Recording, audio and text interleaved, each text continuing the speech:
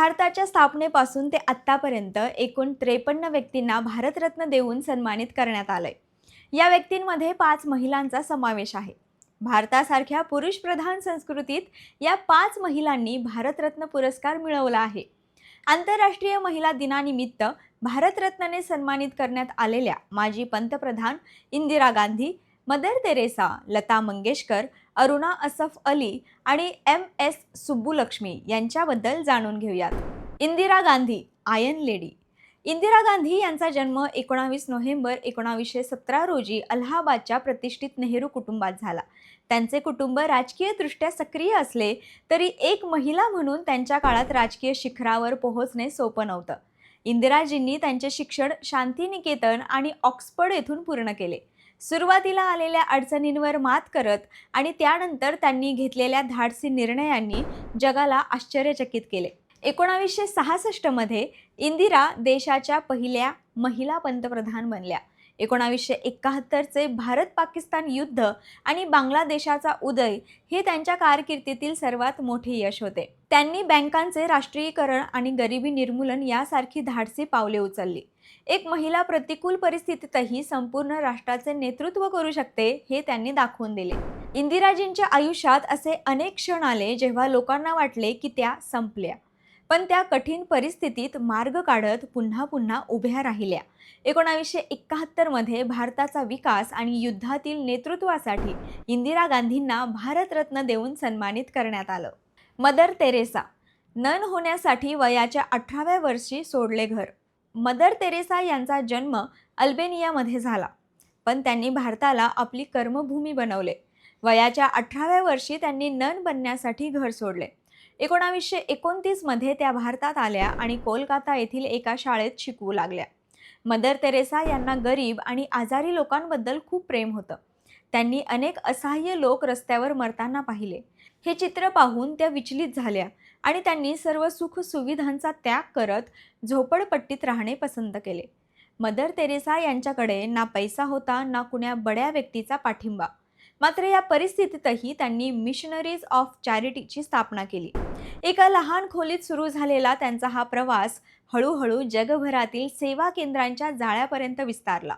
त्यांनी त्यांचे संपूर्ण आयुष्य कुष्ठरोगी आणि अनाथांच्या कल्याणासाठी समर्पित केले. मदर तेरेसा यांना मानवता आणि शांती टिकवून ठेवण्यासाठी व निस्वार्थ सेवेसाठी 1980 मध्ये सर्वोच्च म्हणजेच भारतरत्न पुरस्कार देण्यात आला. लता मंगेशकर, गानकोकिळा. लता मंगेशकर यांची कहाणी संघर्षाचं एक उत्तम उदाहरण आहे. दीदी केवळ 13 वर्षांच्या असताना त्यांच्या वडिलांचे निधन झाले आणि संपूर्ण कुटुंबाची जबाबदारी त्यांच्यावर आली. त्या कोल्हापूरहून मुंबईत राहायला आल्या आणि छोट्या भूमिका आणि गाणी शोधू लागल्या. सुरुवातीला अनेक संगीतकारांनी त्यांना आवाज खूपच बारीक असल्याचं सांगून नाकारले, पण लताजींनी कधीही हार मानली नाही. कठोर परिश्रम आणि सरावाने त्यांनी त्यांची ओळख निर्माण केली. लता दीदींनी 36हून अधिक भाषांमध्ये हजारो गाणी गायली. संगीत क्षेत्रातील त्यांच्या ऐतिहासिक आणि अविस्मरणीय योगदानासाठी त्यांना 2001 मध्ये भारतरत्न पुरस्काराने सन्मानित करण्यात आले. अरुणा असफ अली. 1942च्या क्रांतीची नायिका. अरुणा असफ अली यांना भारतीय स्वातंत्र्य लढ्यातील ग्रँड ओल्ड लेडी म्हणून ओळखले जाते. मध्यमवर्गीय कुटुंबात जन्मलेल्या अरुणा यांनी त्यांच्या काळातील सामाजिक अडथळे झुगारून टाकत राजकारणात प्रवेश केला. 1942च्या भारत छोडो आंदोलनादरम्यान जेव्हा सर्व प्रमुख नेत्यांना अटक करण्यात आली तेव्हा अरुणा यांनी मुंबईच्या ग्वालिया टँक मैदानावर तिरंगा फडकावून ब्रिटिशांना आव्हान दिले होते. त्या अनेक वर्षे भूमिगत राहून स्वातंत्र्यासाठी लढल्या. स्वातंत्र्यानंतर त्या दिल्लीच्या पहिल्या महापौरही झाल्या. एका बंडखोर विद्यार्थ्यापासून ते भारताच्या स्वातंत्र्याच्या आधारस्तंभ बनण्यापर्यंतचा अरुणा यांचा प्रवास सर्वांनाच प्रेरणा देणारा होता. स्वातंत्र्य लढ्यातील अरुणा यांच्या अतुलनीय योगदानाबद्दल त्यांना 1997 मध्ये मरणोत्तर भारतरत्न प्रदान करण्यात आले. MS सुब्बुलक्ष्मी. संगीताची अमर साधक. MS सुब्बुलक्ष्मी म्हणून ज्यांना ओळखले जाते त्यांचा जन्म एका सामान्य संगीत कुटुंबात झाला. अगदी लहान वयातच त्यांनी शास्त्रीय संगीत शिकण्यास सुरुवात केली. सुब्बुलक्ष्मी यांच्या आवाजात इतकी दैवी शक्ती होती की महात्मा गांधीही त्यांच्या भजनांचे चाहते होते. सुब्बुलक्ष्मी यांच्या गाण्याचे केवळ भारतातच नव्हे तर संयुक्त राष्ट्रामध्येही मोठा चाहता वर्ग होता. रॅमन मॅग्सेसे पुरस्कार जिंकणाऱ्या त्या पहिल्या भारतीय कलाकार होत्या.